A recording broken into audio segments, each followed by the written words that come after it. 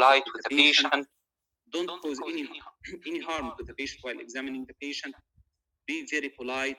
Don't confront the patient. Don't be judgmental to the patient. Cover the patient after examining him. That's all about patient welfare. And most of the candidate will guarantee a full mark, except if you caused any harm, you just talk with the patient in unfriendly way. Okay, you shouted on the patient. It happened, and only 3 marks allowed to pass patient welfare and to pass your exam. So the different skills must be all covered to pass your exam. So patient welfare 32 mark of 32, only 4 marks allowed to pass the patient welfare and to pass your exam. 28 mark only, so 4 mark only allowed to pass your exam. Regarding clinical judgment equals the management plan that you will tell the patient. You will involve multidisciplinary team for the patient and a pain relief for the patient, admission or not, a follow-up appointment in the clinic, investigation for the patient. Investigation is jargon. You will tell the patient about blood tests, some imaging, okay, maybe a camera test, maybe taking a snap, whatever. This is about clinical judgment. Clinical judgment, very important, and it will also included in the all stations. All stations include clinical judgment, even station 4, 2, 1, 3, 5, all of the stations. Regarding clinical communication, this is one of the most fearable one on you, because it is 16 marks and only 5 marks allowed to pass your exam. To miss only 5 marks of the 16, so 11 out of 16 to pass your exam. So how to guarantee a full mark in clinical communication? Number 1, to be respectful to the patient. Number 2, to speak to the patient using his name or her name. So it is called rapport. You have to build a rapport between you and the patient, and don't use the wrong name of the patient. It happened before, and the examiner will not forgive you regarding that. To draw, okay, regarding session 4, try to draw. It is the clinical communication. So to not use jargons. If you use jargon and examiners mark you down, you will be marked down in the clinical communication. Okay, and to summarize, this is the final and the most important thing regarding session 2 and 4. If you didn't summarize in session 2 and 4, I guarantee you a fall or a fail in the PACES exam. So you have to give yourself time to summarize. Okay. And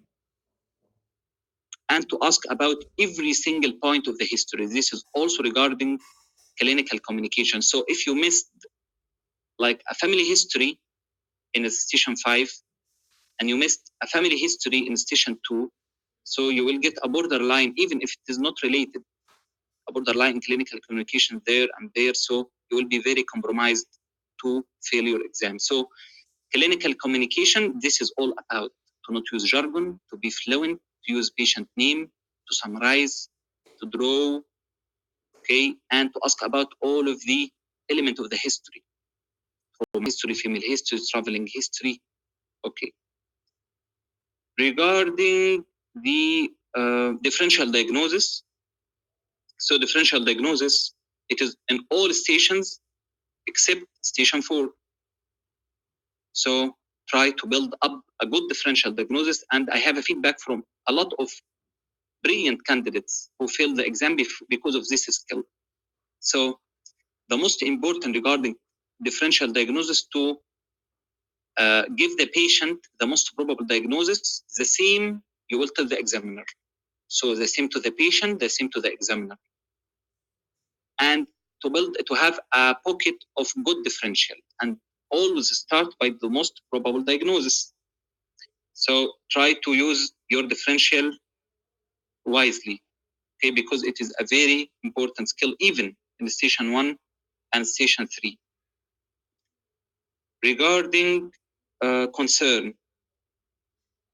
Regarding concern, well, concern, one of the most fearable also skills, but it is the most easy skill to get a full mark in, whatever the station, whatever the scenario. So concern in station 2, 4, 5, not in the clinical stations. So how could you fail the concern? Number one, by not asking about it. Number two, by not asking about it at least 3 times. Number three, by not addressing it properly. So if the patient told you, am I having cancer? And you told him, most probably you have rheumatoid arthritis. And what I mean by that, blah, blah, blah, blah, lost concern. Because you didn't tell the patient, is it cancer or not? So is it cancer or not? Address the concern, answer the patient. And before answering the patient, this is number 4, regarding concern, to appreciate the concern. So a lot of feedbacks didn't appreciate the patient concern. So very important to appreciate the patient concern. I highly appreciate your concern. And listen to the patient while asking, and while he is asking you, listen attentively and show sympathy, even with a non-verbal, just like by nodding to your head, and don't interrupt the patient, and appreciate the concern. And after explaining the concern, confirm that the patient understands it. So are you getting me, Mr. Peter? Is that okay with you? Does that make any sense for you? Are you following me? This is regarding station 4. So a lot of candidates get out of station 4 just feeling that they did it great. And if you didn't appreciate the patient concern inside, like I told you now, so most probably you will lose the concern. So it is a game, and just play it wisely.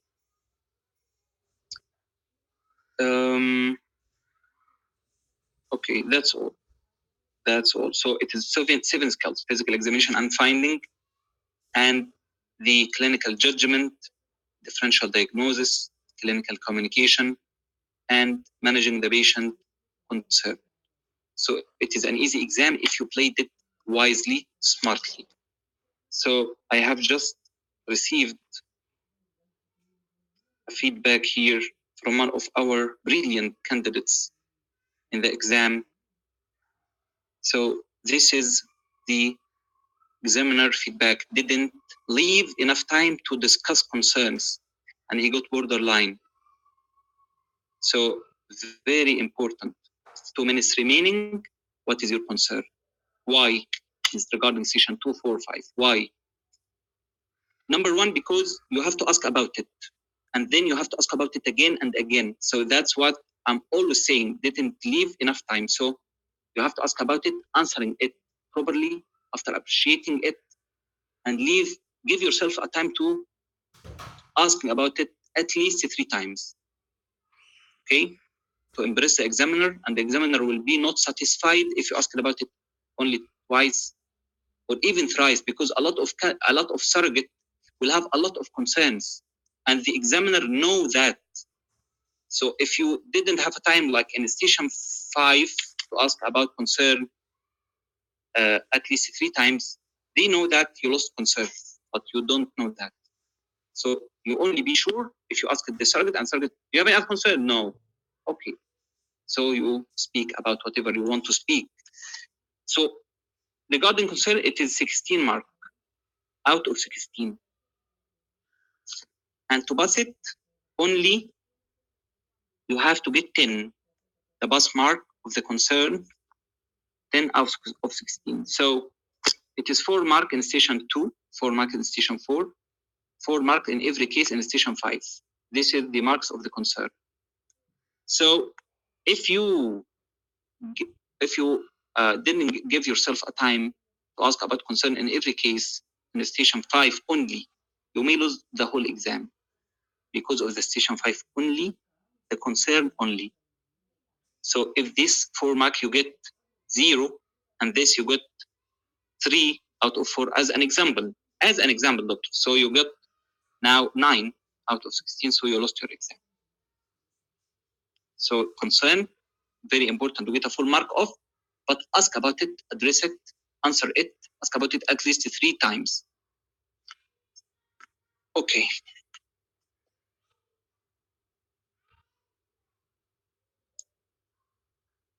So there is no summarizing in station 5, of course, doctors. No summarizing in station 5.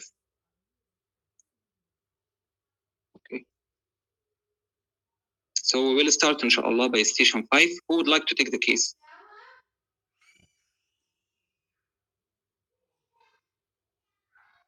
Yes, please speak, doctor. Who want to take the case? Speak. Low.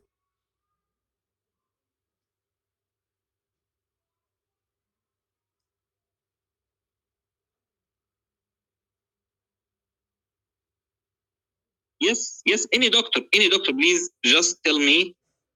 And yes, you can speak. Yes. Don't message, just tell me. Okay, your name is Dr. Zisan? Yes, sir. Yes, okay. So, Dr. Zisan, this is station 5.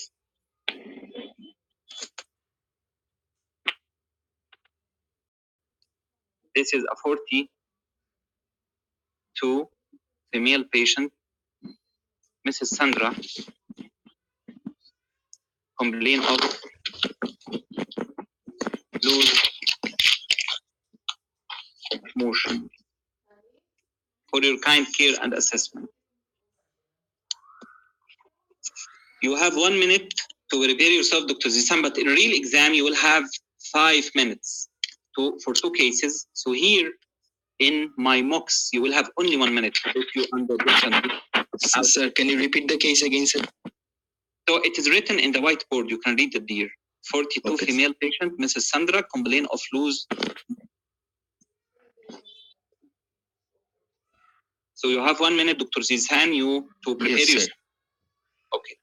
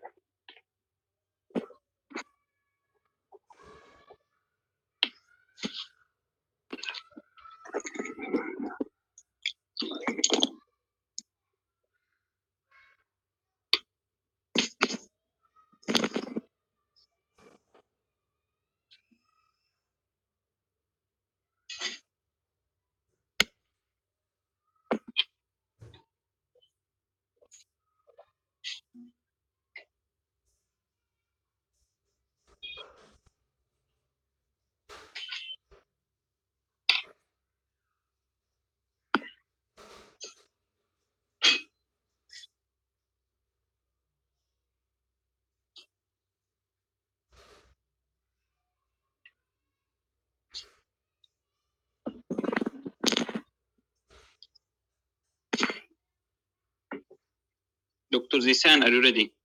Yes, sir. I'm ready. Okay, dear, you can start. Hello, I'm Dr. Jason, one of the doctors. And just for confirmation, are you Mrs. Sindra, 42 years of age? Yes. Okay, I've been informed that you're suffering from some health condition. Can you please tell me more about this in your own words? Well, doctor, I'm having these loose motions now for about 3 weeks. Started gradually increasing over time. Okay, for last 3 weeks. Okay, yes. Madam, is it only for last 3 weeks or before the 3 weeks you also have this type of... yes, only the last 3 weeks. Can you please give me a frame, however, the frequency of this loose motion? Well, it's about 4 to 6 times per day, though. Okay, I'm really sorry to hear that it's troubling you so much. And do you seek any medical attention for this reason? No.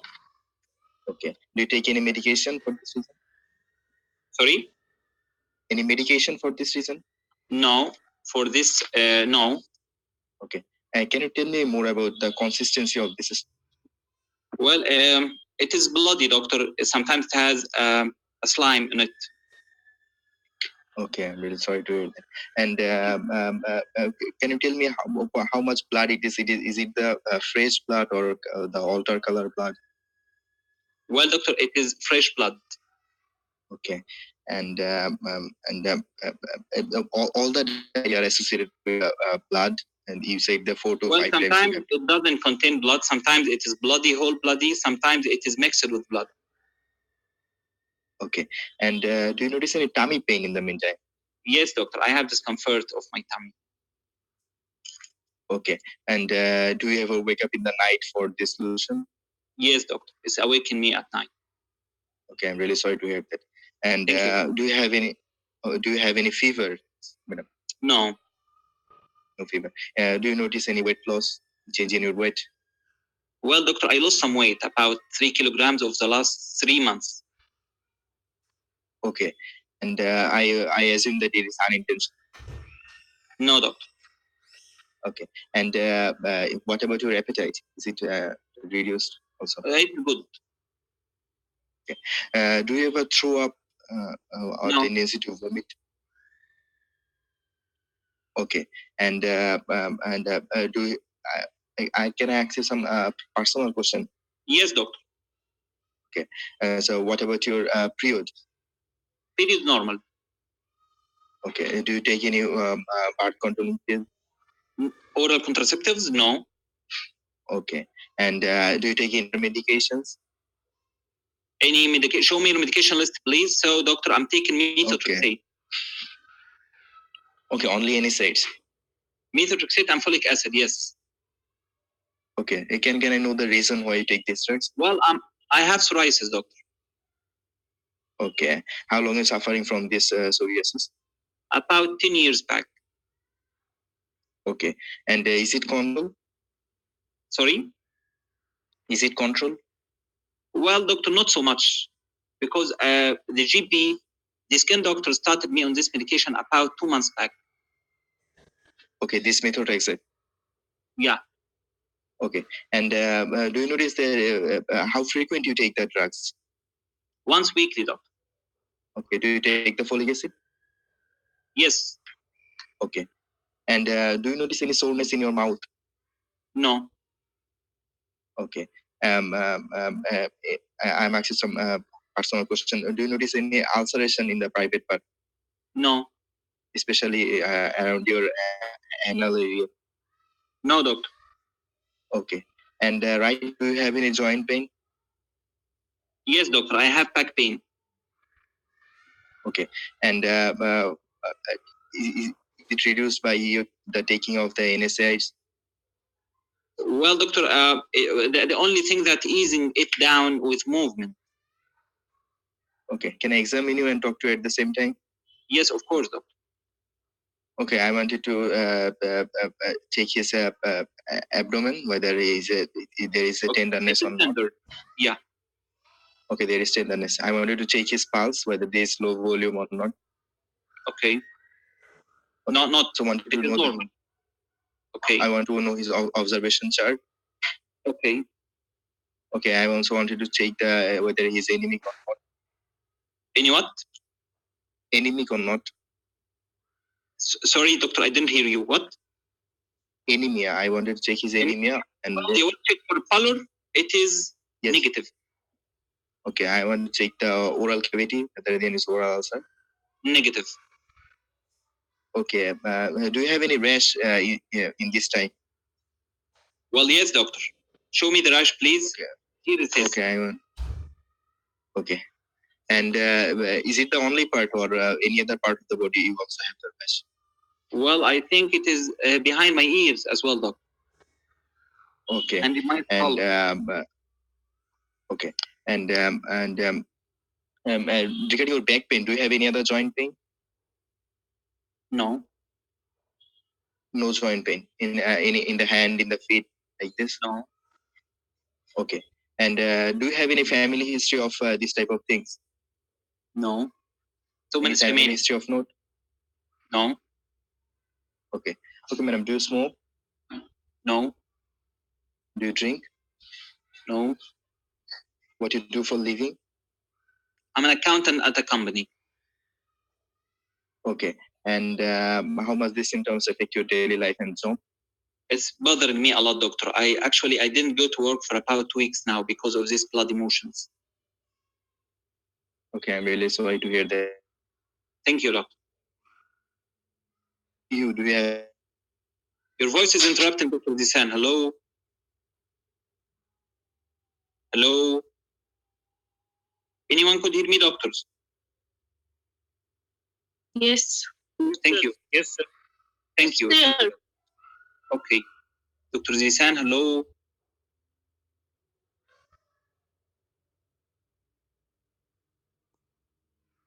Hello? Dr. Zisan?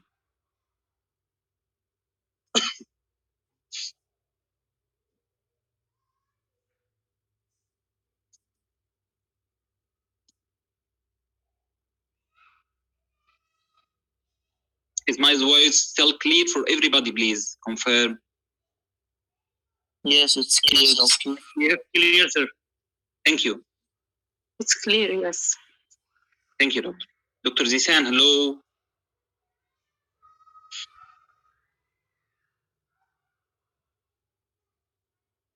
Okay, we will wait just 1 minute for Dr. Zisan, doctors. I'm very sorry for that.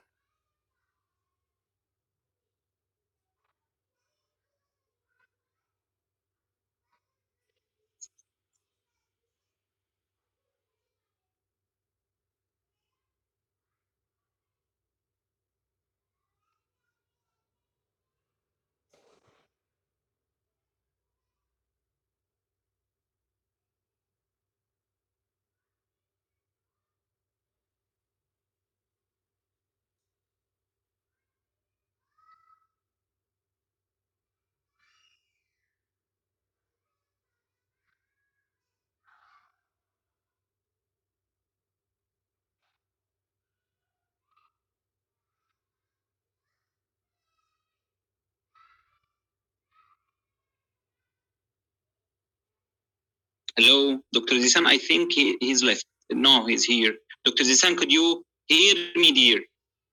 Yes, sir. Yes, sir. Can I Well, get 2 minutes to finish the case?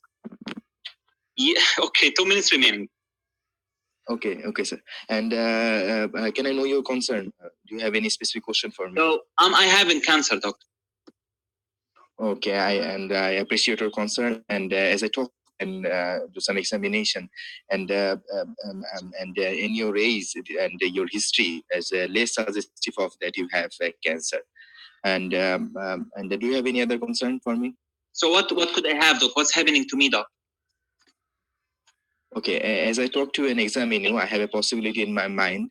The drugs you take, as you say, you take the methotrexate, and you know, sometimes it is drugs can cause some soreness in the gut, and in medical term we call it mucositis, and that can produce this type of bloody diarrhea. This is one possibility, and I have other possibility in my mind, and hopefully we can do some investigation in the form of blood test and screening of your bowel, and then we can come to a conclusion.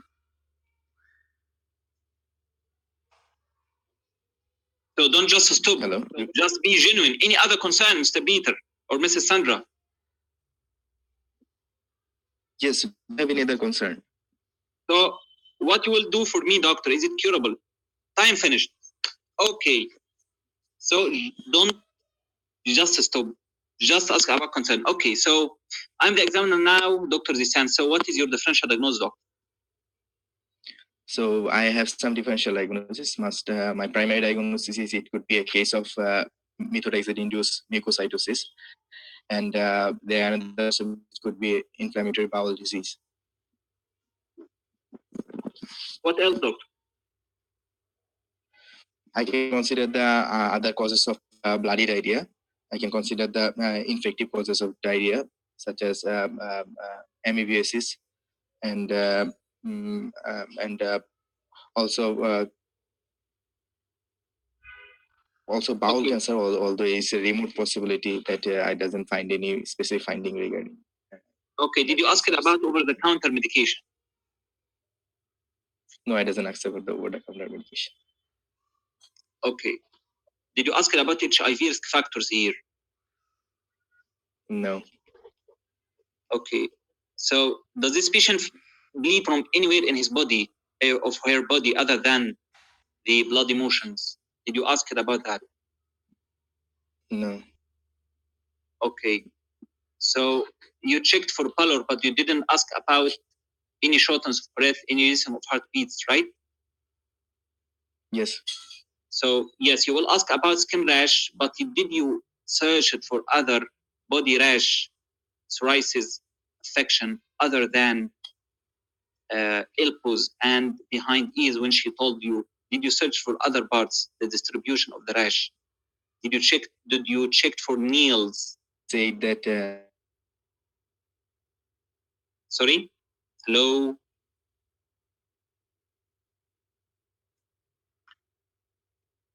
Dr. Zisan, hello? Anyone Yes, could hear me, doctors? Yes, Dr. Zisan. So what about impact? When you asked about impact, did you offer help for her? Yes, I can say that I will help him. So you will do what for her? Because it's a medical condition, I think the medical management will help him by giving what about occupational health worker and social worker here? I think it's not a debilitating disease, and it can be treated by medically. Don't make assumptions. She told you it is impacting her, so why you ask about impact to offer help? So regarding back pain, did you ask about stiffness? No. Did you ask about trauma history? Did you ask about compression symptoms? What about traveling history here? So what about MDT approach? Did you tell the patient that you will involve a group of expert doctor for her or a multidisciplinary team for her?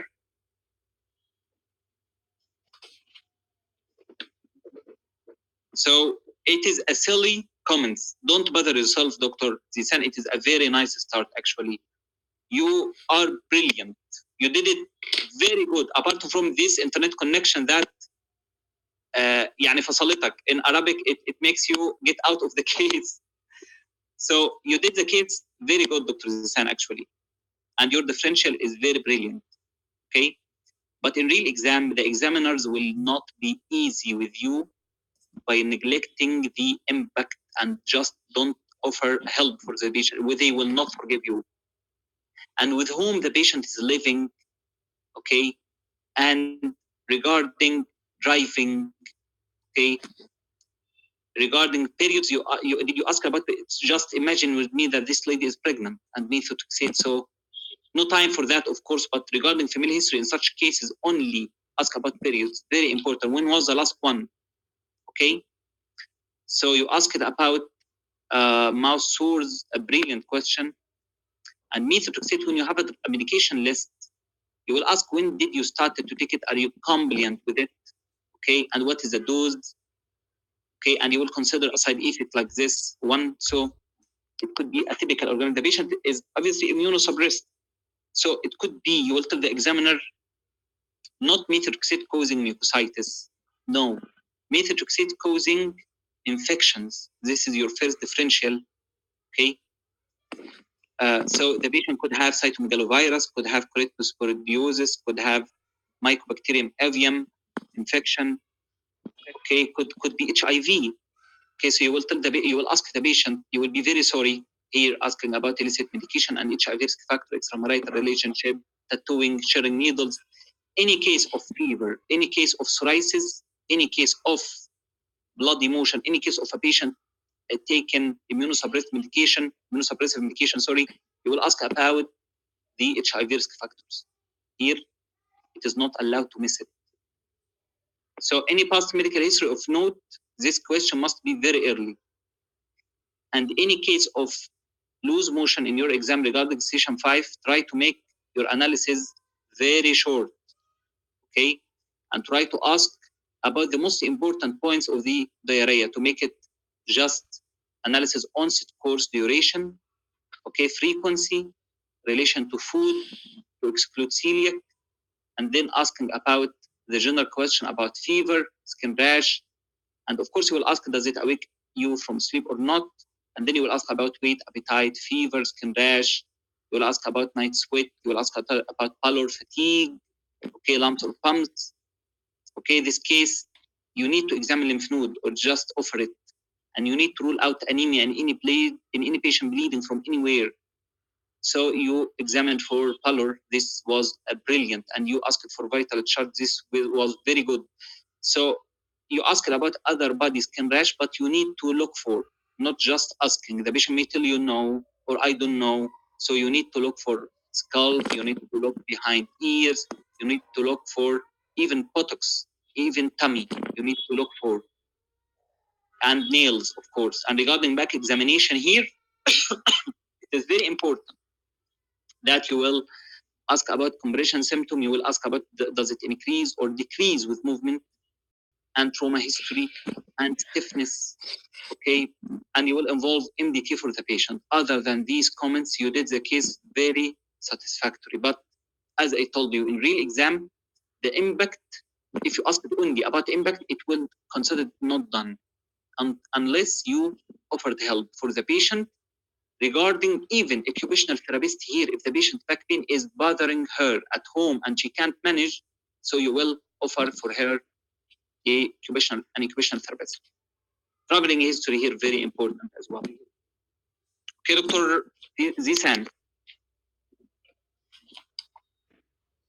Hello. Dr. Zisan. Yes, so sir. I will give you 22 of 28 in this case. Okay, sir. Sir, I just missed my flow for the connection. I'm sorry, sir. No problem, dear. No problem at all.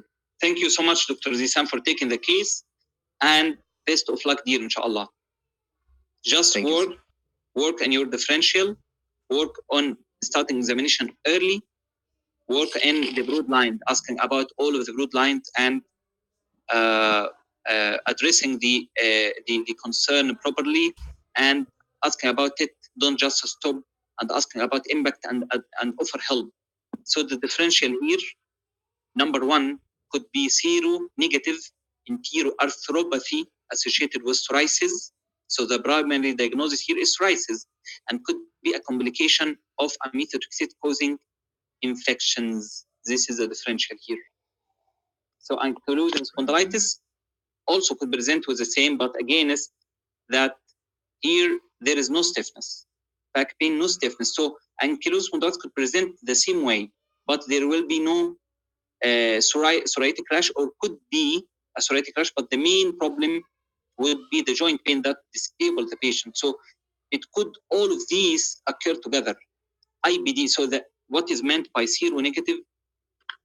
Let me write it down here. Seronegative enteroarthropathy. It is all connected together.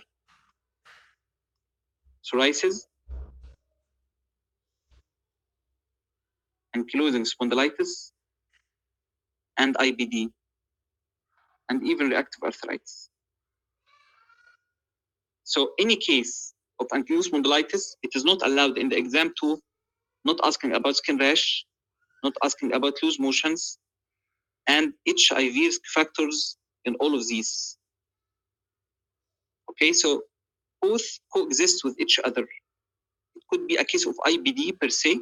The patient have a past medical history of ulcerative colitis, and now presenting with seronegative arthropathy. Could be a case like this one, psoriasis, and now present with IBD association. It could be a case of ankylosing spondylitis, and now the patient has psoriasis. Reactive arthritis is very important, but less likely in the PACES exam, but very important as well to ask about. That's why HIV risk factor, even in reactive arthropathy, is very important. Okay.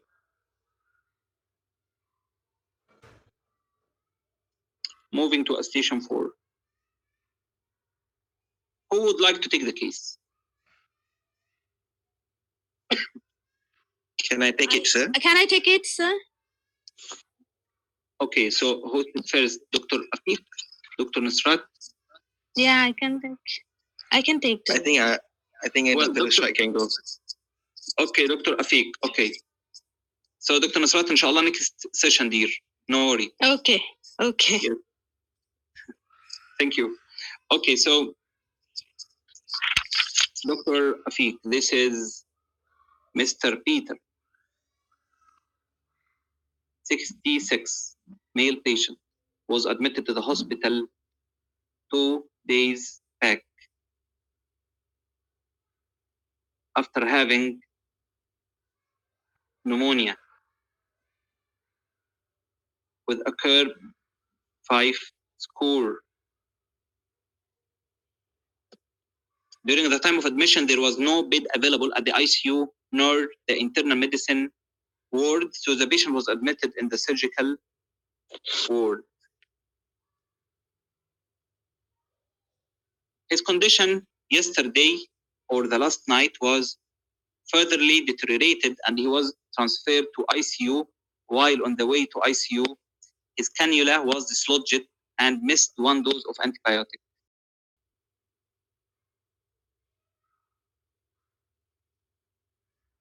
So when he arrived to ICU, he had a cardiac arrest and resuscitation done for him. And unfortunately, it was unsuccessful and the patient passed away or died. So you are the senior house officer. So this is the rule, doctors. This is called the rule. And this is called the task.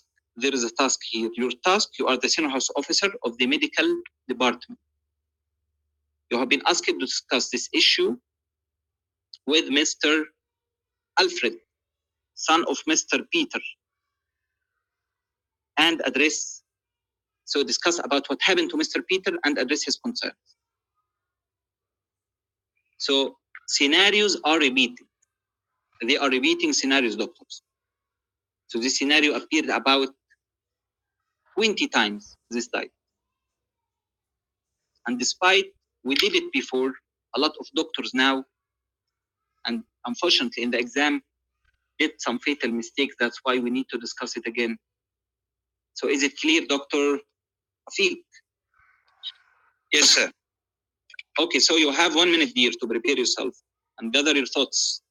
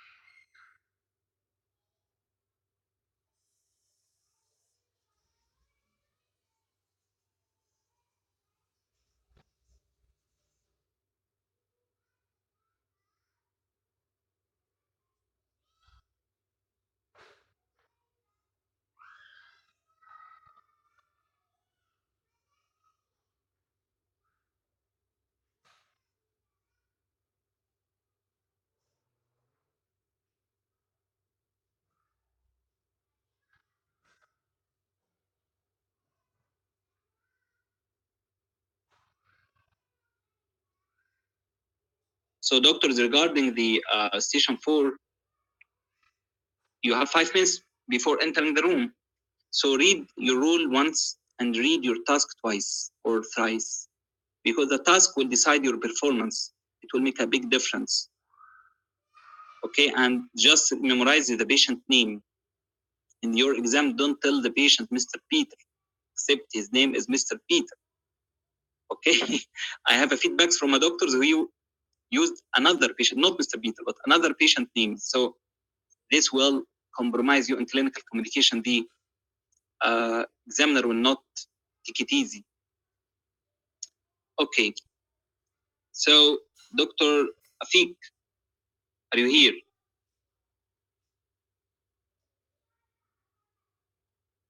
Dr. Afiq? Yes, sir. So, your time started. All right. Good day, Mr. Alfred. My name is Afiq. Just like to confirm with you, you are the son of Mr. Peter? Yes, doctor. Okay. My name is Afiq, the doctor on duty today. Just to be sure we are on the same page, can you tell me what regarding your father, as far as you know? Well, doctor, I know that my father was admitted here about 2 days back complaining of bug infection. He was doing poorly, but I'm very worried because I was busy at work. I received a phone call from you, doctor, so I'm here today. I'm very concerned about your pay. Okay, so, Mr. Peter. Before we start, do you want anyone else to be here with you? No, I'm fine, doctor. All right. So, I'm afraid I don't have good news to tell you, Mr. Alfred. So, let's just begin. You are correct. Your father, Mr. Peter, was admitted because of a lung infection. And then, when the doctors assessed him, he was quite severe, and he was supposed, by right, he is supposed to be admitted to the intensive care unit. It is a special unit where reserved for patients who are requiring extra medical attention. Unfortunately, at that point of time, the intensive care unit have no available beds. Therefore, after discussion with the consultant, he is actually admitted to the surgical ward for the time being, whilst waiting for him to go to the ICU. Are we clear, Mr. Alfred, so far? Yes, doctor. All right. So, unfortunately, while he was in the ward at that time, his condition deteriorated despite the treatments that we are giving him. Therefore, when his condition deteriorated, the treating team decided to transfer him to ICU. At that time, we have bed available. And while we were transferring him to ICU, the cannula, a tube inserted into his blood channel used to give medication, dislodged. Oh my And God. as a result, Mr. Alfred, an antibiotic dose which was supposed to be given was not. Are you following me, Mr. Alfred, so far? Yes, doctor. All right. So, so of all these events, after that, prior to the transfer, your father, Mr. Peter, deteriorated further, in which his heart stopped. Are you with me, Mr. Alfred, so far? Yes, doctor. All right. So when his heart stopped, we commenced CPR. We resuscitated him as best as we could. However, Mr. Alfred, I am so sorry to be the one to tell you this, but after our best efforts, your father, Mr. Peter, did not make it. He died. I'm so sorry. Oh my God. You just killed my father. Such a negligent doctors. Are you sure, doctor, that you are talking about my father? Mr. Alfred, I am very sure and confident talking about your father. I'm so sorry, Mr. Alfred. I'm so sorry. Why you are treating my father like this? Why you didn't admit him at the ICU from the start? Why you didn't refer him to another hospital? Why you made this antibiotic? Oh my God.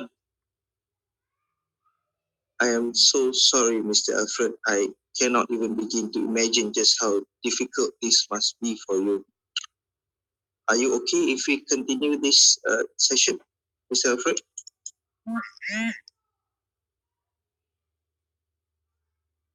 Hello? Yes. How do you feel now, Mr. Alfred? Okay, Mr. Alfred, when your father was admitted, there were no beds available in the ICU, and the treatment that was given to your father, he was opted to be given the second best treatment available in the surgical ward. In the surgical ward, he was treated, seen by doctors, by consultants, and treatment was administered. It is not that he wasn't admitted earlier because of it was just because of there was no bed available. Why you didn't transfer him to another hospital at this time, doctor? I am so sorry, Mr. Alfred, again for your loss, and I appreciate that you asked us but at this juncture, Mr. Alfred, transferring him according to the treating team is not the best option. Are you with me, Mr. Alfred? Yes.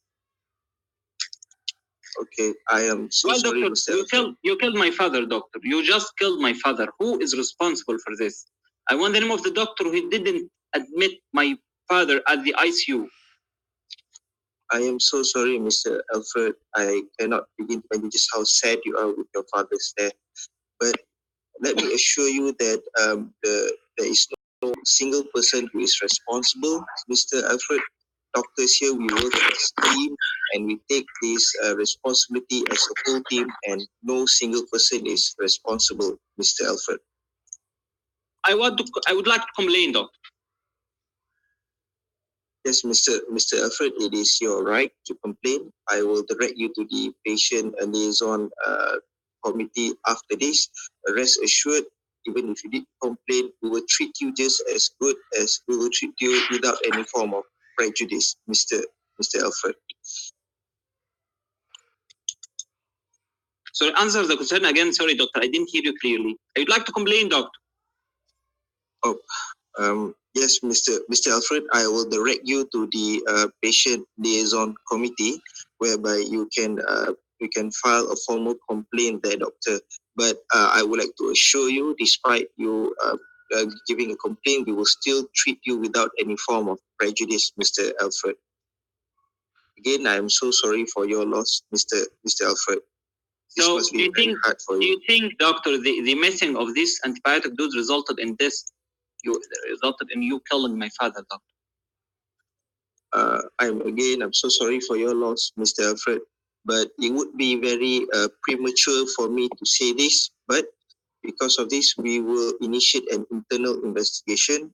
We will file in an incident report, and later on we will have a morbidity and mortality meeting where we will discuss the case of your father, and also will try to find out where has mistakes occurred, to be sure that this does not happen again to other patients. Are you with me, Mr. Alfred? Yes. Okay, doctor. Just give me the death certificate and I will go. Are you comfortable driving back, Mr. Alfred, alone, or do you need anyone else? We can arrange for someone to drive you back. I'm fine, doctor. All right. Mr. Alfred, just before we leave, is there anything else that you wish to ask me? Any concerns, yes. Mr. Alfred? Give me the death certificate, please, doctor. Okay, I don't have the death certificate with me right now, Mr. Alfred, but rest assured, immediately after this session, I will arrange the death certificate to be given to you. Is there any concerns, Mr. Alfred? Anything else for me? No. Okay, Mr. Alfred, do you think that you can go home with yourself, or we can arrange for you to see a counselor to help you with your grief process? Is that okay with you, Mr. Alfred? Okay, doctor. Okay, Mr. Alfred.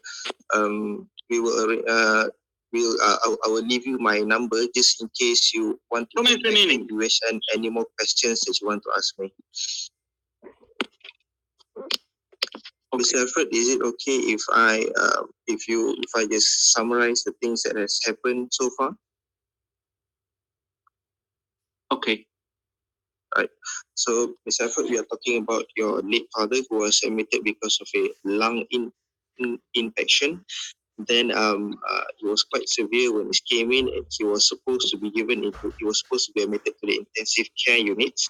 However, because of the lack of bed in the ward, in the intensive care unit, therefore he was admitted to the surgical ward.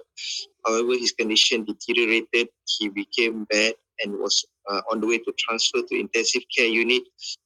The tube which was supposed to supply medication to his blood channels was dislodged. The antibiotic was missed. He further deteriorated. His heart stopped. We gave him CPR the best as we can, but he did not make it. So I have addressed issues regarding your concerns so far. Anything else that you wish to answer, Mr. Alfred, up to this point of time? No. Okay, Mr. Alfred, again, I would like to say I am so sorry for your loss on behalf of the treating team. I understand that this must be a very, very, very difficult situation that you are in. I am so sorry again, Mr. Alfred, for your loss.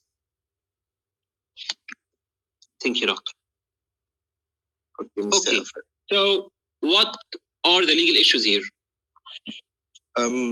Yes, I think Dr. Osama, I think the legal issue is the number one is a medical negligence, whereby the misdose of one antibiotic is it could be one of the factors which contributed to the patient's deterioration. So, what are the legal issues, Doctor? Sorry, Dr. Osama, could you please repeat that back? Yeah. What are the legal issues? Medical negligence, sir. Negligence. What else? I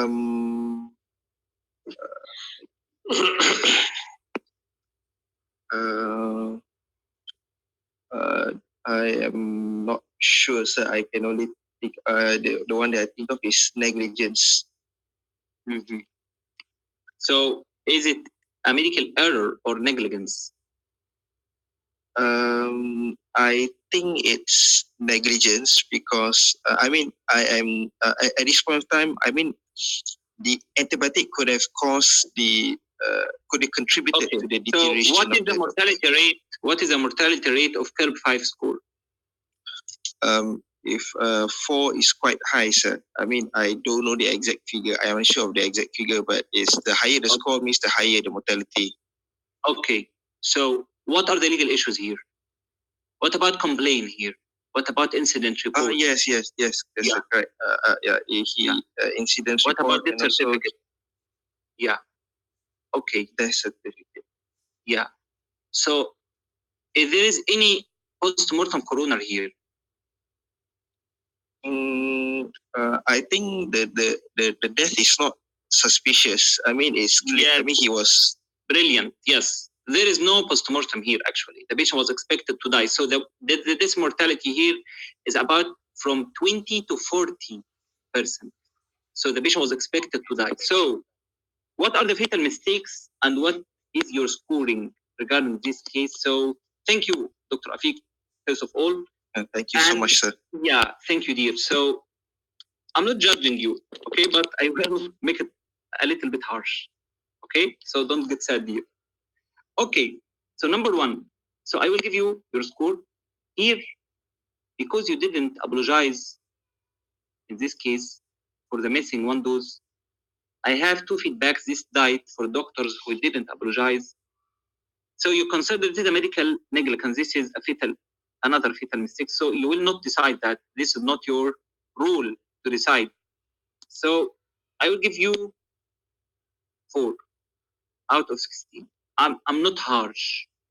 Why? Why this score, despite you did it very well done? But number one, in such cases, in any case of medical error, so there is a medical error here. So to make a frame for this case, it is a case of breaking bad news plus a medical error. This is what you will think outside in the 5 minutes. You will just decide how could you make a breaking bad news here. And then when you go to the point of talking about the missed antibiotic, the CURB-5 score in the rule means that. So, of course, when you admitted the patient in the surgical ward, you admitted him in the best interest because there was no available beds at the ICU and the internal ward. Okay, so referring him in such situation, you will explain that to the relative would be risky. Okay, because his condition was very advanced and very critical. So we did our best. We admitted him in the best interest of his condition. We gave him antibiotics. So you will, how could you break bad news here properly? Number one, regarding your introduction, you didn't ask about expectation, and this is one of the fatal mistakes. In such cases, you need to ask about expectations. Number two, when you said, I don't have a good news for you, where is the golden silence? You told me exactly like this. Well, Mr. Alfred, I don't have a good news for you. Just let me tell you what happened. No, not like that. So I don't have a good news for you, or the news is not as we hoped, with the correct voice tone and silence. And eye contact, only for 5 seconds maximum. What do you mean, doctor? So you will do two things, either to tell him your father had passed away and then let the shock work on, and then you will explain in a flashback method what happened with drawing. No drawing here equals borderline clinical communication, whatever you said to the patient. Or you will do it gradually, and that's what I prefer to do, but don't postpone telling him about his father had passed away, not died. Don't tell him died, had passed away. No more than 1 minute. No more than 1 minute. And no need at the breaking bad news here at the beginning to tell him about the cannula here. You may later, after the information sink in and after just giving him some tissues, you will tell him about why missed antibiotic, because it will make it hard for you to manage both, and he will be shouting and whatever. So not admitting the patient in the ICU and internal ward, he will be angry and very anxious and will raise the issue of medical negligence, but it is not a medical negligence. You did it in the best interest of the patient, but no confrontation. You will be very sorry, and you will explain for him with the correct voice tone and body posture and even facial expression that we did our best for your father, Mr. Alfred. So unfortunately, at the time of admission, your father's condition was very advanced and very critical, and there was no bed available at the intensive care unit and the internal ward. That's why the best place for managing him was surgical ward, and transferring him on such serious condition would make it very risky for him. So you will tell him, you will draw a lung and a chest a bug infection like circles in the lung, and don't tell him infection. Infection is a jargon. Tell him a germ or a bug infection in his lung. So we started antibiotic at once in the best interest of his condition. But unfortunately, as a result of his very advanced condition that had a very high risk of death in such patients, he had this deterioration. He had unfortunate deterioration, and we at once tried to transfer him to ICU, to intensive care unit.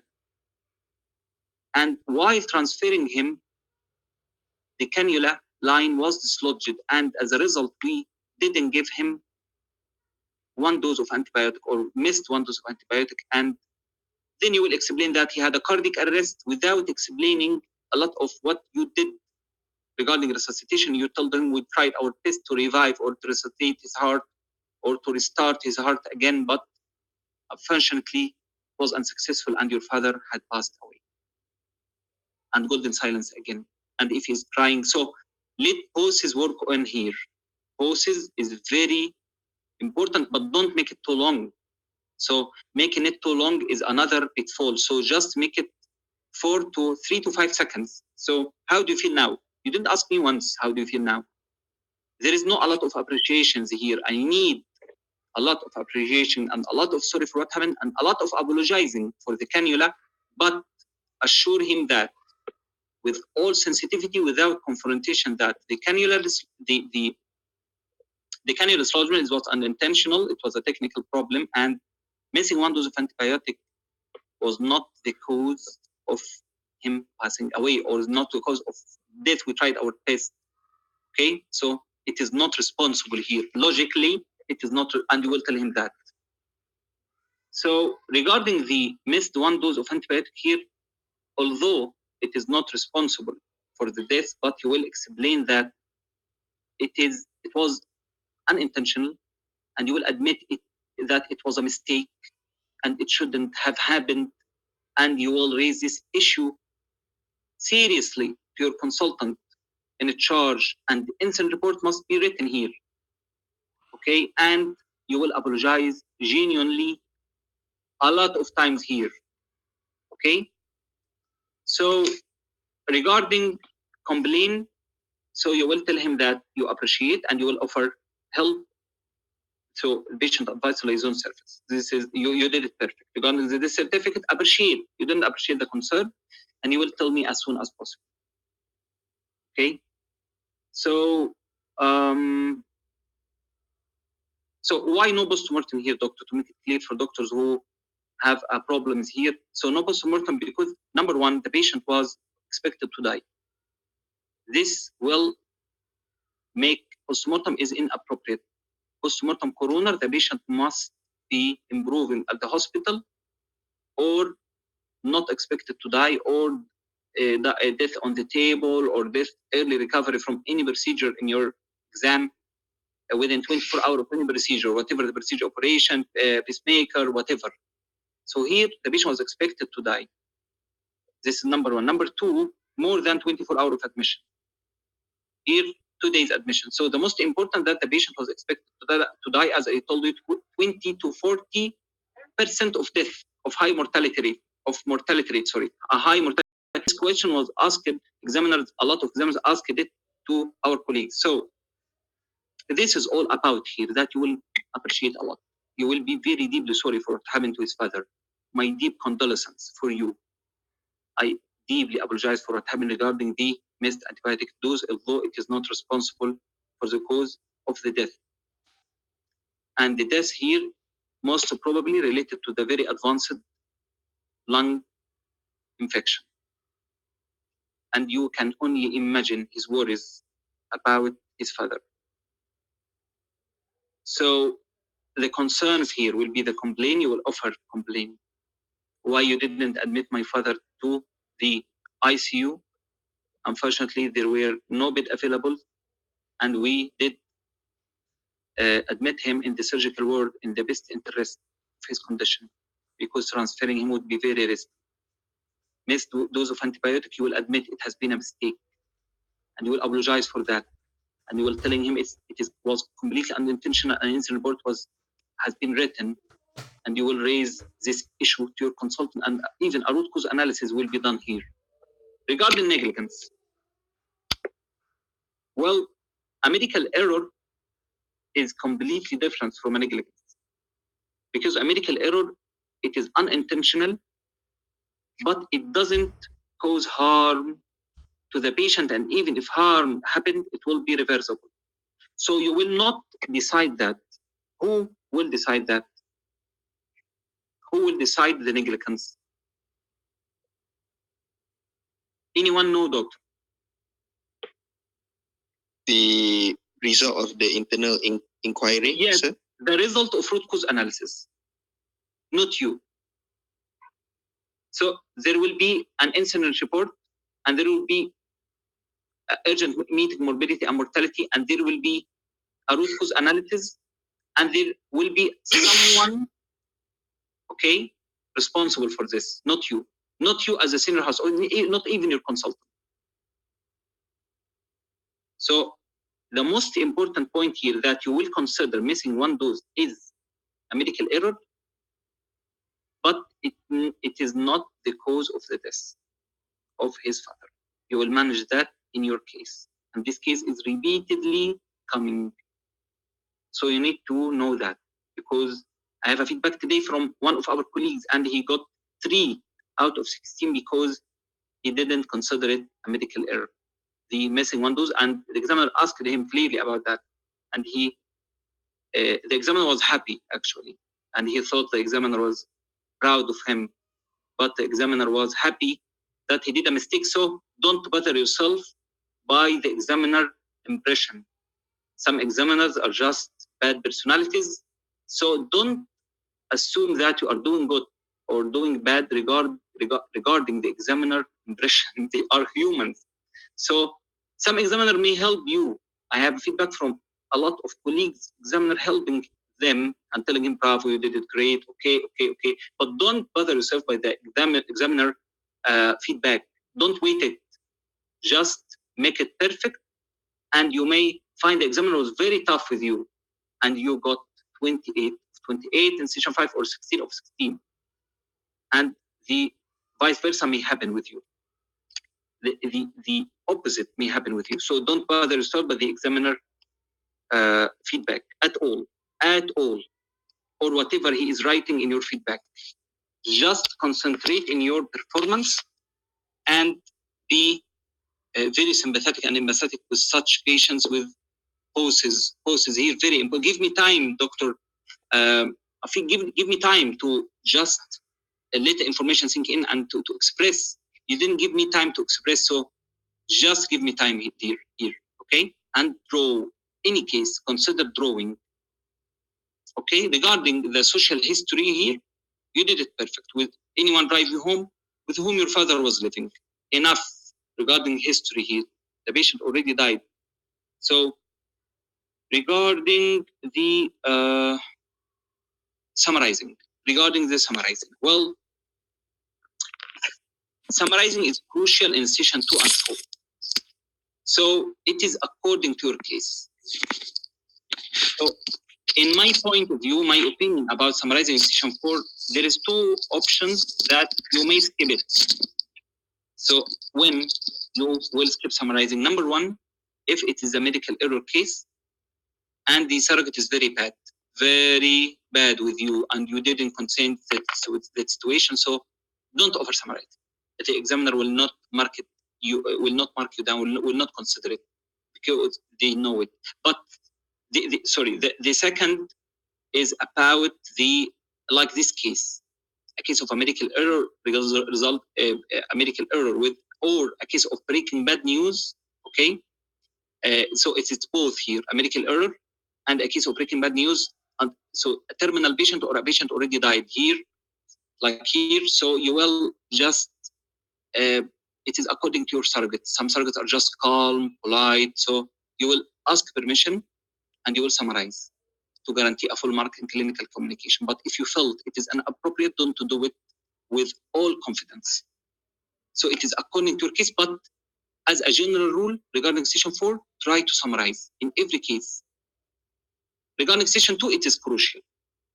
If you didn't summarize in session 2, I guarantee you borderline in clinical communication. And unsatisfactory if it is associated with jargon. You will get unsatisfactory whatever your performance, and even if you miss just like one of the broad lines, like you missed the female history or family history, so it is unsatisfactory, of course, clinical communication. So let me share with you in 1 minute. So we finished, doctor, but let me share this with you, this one. So this is the mark sheet of the examiner regarding communication. So clinical communication skills here. So how could you get unsatisfactory? By being omit important information. Number 1, give inaccurate information to the patient or unclear, poorly structured candidates, uses jargons, appears unpracticed. So it is very important that you appear professional here and unprofessional. You appear practiced and unprofessional. So regarding concern, overlooked patient concern, poor listening. So when you ask about concern, just listen to the patient attentively, not sympathetic. Doesn't check understanding. So that's why very important. When you finish the concern, answering the concern, are you getting me? Does that make any sense? Any other concerns? Clinical judgment. That inappropriate management plan or incorrect. That cannot apply clinical knowledge, including knowledge and ethics. Okay, so the regarding patient welfare, that the patient safety, and that you cause emotional discomfort to the patient. Emotional, that by being confronting to the patient, judgmental to the patient, by being not sorry for the patient here need a lot of sorry for what happened to his father. Can only imagine how do you feel now. This is the emotional discomfort. Okay. So we finish for today, doctors. Thank you so much for attending my session and hope you all pass the exam. It is a game and you have to play it smartly, wisely, confidently. It is all about it. It doesn't measure how good you are as a medical doctor. It is just measuring how could you play this game with its rules correctly.